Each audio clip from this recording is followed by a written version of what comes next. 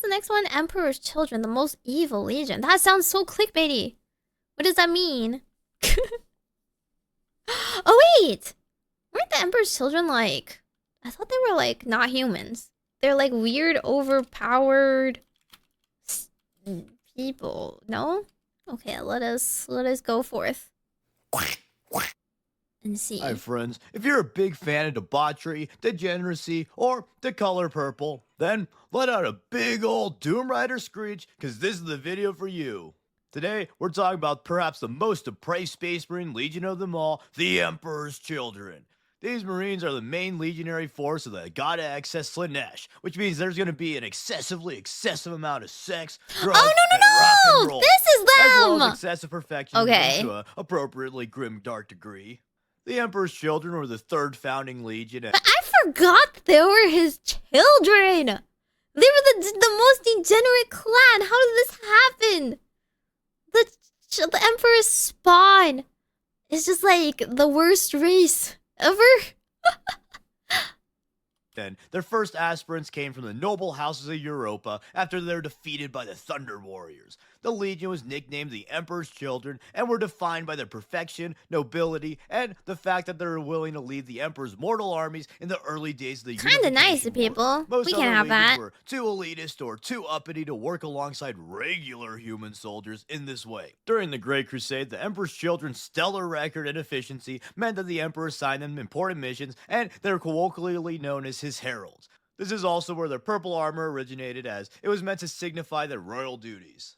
In addition to the purple, they also bear the Palatine Aquila. Now this may not seem like a big deal in 40k since everyone and their mom wears the Aquila, but in the Great Crusade era, the Emperor's Children were the only legion allowed to wear it after they saved the Emperor in the Proximan betrayal, and they bore the icon to signify the Emperor's appreciation and reverence of the chapter. But it wasn't all sunshine and rainbows. Wait, other people don't wear it? Struck with tragedy when everyone's favorite Skelly boy stole a ton of the Emperor's Children's gene seed, and to make matters worse, their gene seed on Terra got infected with the Blight, which caused the Marines with the seed to experience rapid organ failure.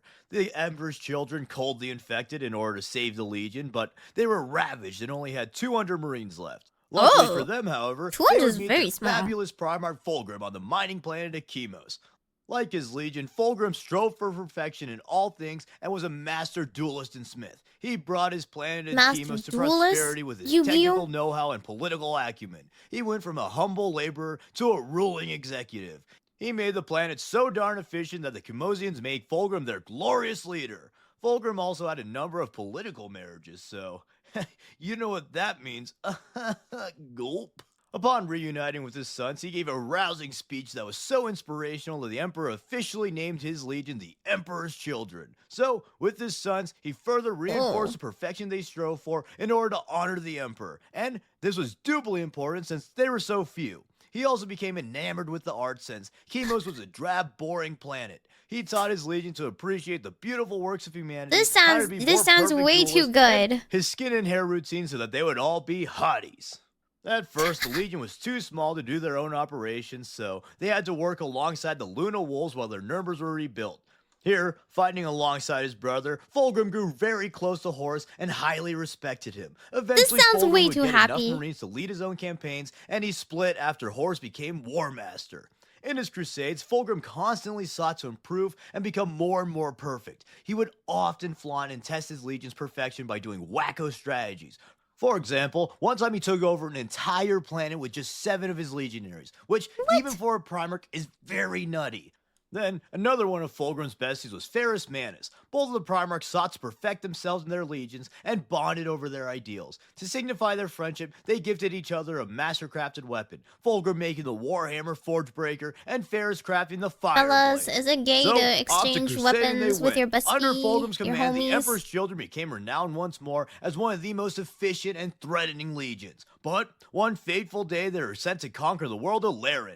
The Laers of Laer were a snake-like Xenos species that, just like the Emperor's Children, sought to perfect themselves. But they went further than just simple training. These snake boys would genetically modify their bodies and use chemical stimulus to suit whatever battlefield role they What needed. the heck? This, in combination with their advanced tech, made them a formidable foe. Wait, what? doesn't this look like who? That meme guy trogdor or something. It's just the snake body and the muscles and the breathing fire and the wings and stuff. Huh? Their guns could one-shot marine armor and they have nutty swords. Why do snakes have swords? Why do they have arms to hold swords?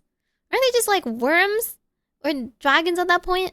Foe, and thus Fulgrim's perfect legion was sent to exterminate them. The Administratum estimated that extermination would take decades to complete, but the Emperor's children are too perfect and too fabulous to play with snakes for that long, and they genocided the Laer in just a month. Although they took heavy casualties, this was still an insane feat from the Purple Boys. But this victory would be a defining moment for the Legion as Fulgrim claimed the Laer blade as a prize and Fabius Bile took an interest in the biological experimentation the Laer practiced. Later on, it would be recognized that the Laer were in fact Slaaneshi worshippers and the Laer blade was a demon sword. But that will be more important later on. It was also after this battle that the famous Noise Marines found their origin when a remembrancer created a symphony called Maravilha, or as the cool kids call it, Margaritaville. This song was so wicked rad and infused with Slaaneshi energies that the audience started an orgy of both the sex and murder variety. The frequencies produced from the instruments were also said to be fatal and would serve as the basis to the Noise Marines' weaponry. More on them later, though. It's actually like when death metal kills. I went to LVO this last weekend and it was a great time. I got to meet up with some YouTube friends and had fun at the convention. However, I may have just went a bit overboard on the buying a ton of stuff department and I bought a ton of stuff. However, will I transport all this stuff once I finally build and paint it? There's so many. Thank goodness for today's sponsor, Tabletop Stronghold. Tabletop Stronghold is a one-man show, is really super secure for the drive to the local game store, and it even is based on your need. 4,000-ish city and good durable beans will be with deal Australia, New Zealand, and most of the Warhammer, EU. please sponsor me, if this though. sounds good to you, check out Tabletop Stronghold and buy one of their sweet cases today. No, sponsor me instead. Was on the world of Tarsus, where Fulgrim met the legendary Eldred Ulthwé. Eldred foresaw Horus's heresy, which would fester from a fateful wound he received on Anathame. Fulgrim didn't like Eldred dissing his homeboy and attacked the silly elf. He ended up killing a Wraith Lord, Avatar of Cain, and a ton of other elf guys. Afterwards, he also virus bombed a few Eldar maiden worlds just to make sure they learned not to accuse Mr. Horus Heresy of any Horus Heresy-ing. How dare. Although he didn't believe the elf, Fulgrim went to confront Horus about his potential heresy, but he eventually got persuaded to join Horus. Hey, I heard from some elf guy that you're a heretic now. Tell me this isn't true. I hate heretics. Hello, Fulgrim. Looking good. Yes, I know. I always do. Listen, I might be a heretic now, and I know you said you hate heretics, but okay, you convinced me. Let's kill the Emperor. What? Yeah, if you're it's just you and your besties against the Emperor. Remember, I love Emperor. I only have 200 Emperor like people, and they're all called Emperor's children. What if we killed the Emperor? Cool. Oh, really? Sweet, let's do it.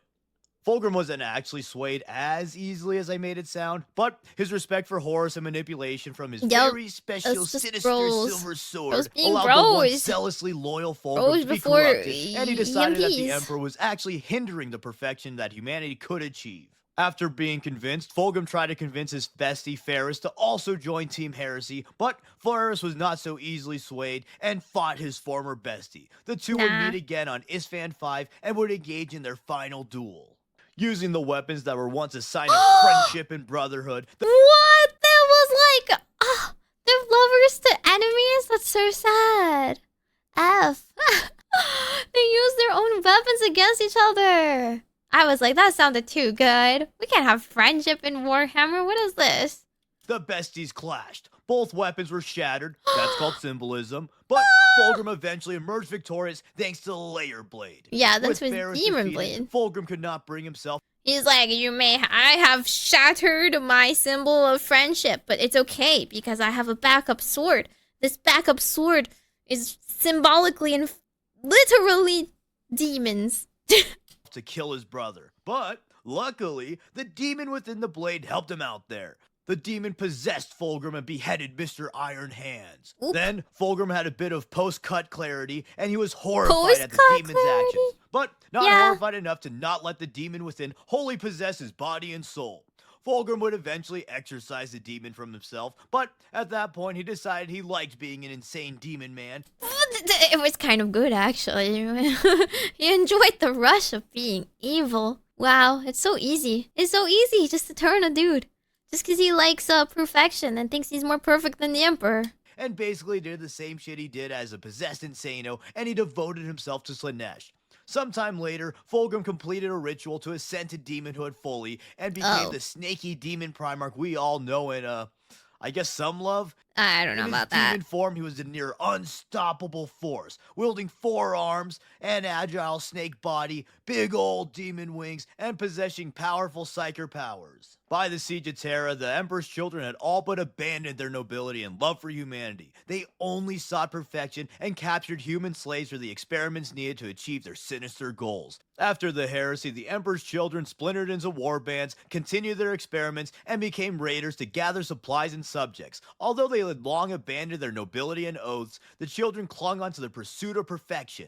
Their endless pursuit of perfection already made them the perfect legion for the god of excess, but once devoting themselves to Slaanesh, they took it to the absolute excessive extreme, and they found new and innovative forms of degeneracy. Yuck. They fell to debauchery, creating powerful stimulants from their victims, slaughtering This is the worlds part in where I know increasingly about, depraved right? ways, and seeking pleasure in the form of combat, drugs, and whatever else a silly pink marine might like. And also, quick aside here, a lot of people think that the Emperor's children and Slaanesh in general are just a sex faction. Are they not? But Marines don't actually care about that, and most of the time they get their thrills from drugs, murder, and torture. Slaaneshi cultists probably like getting down, but not really Marines. The sex is nice and all, but have you tried drugs?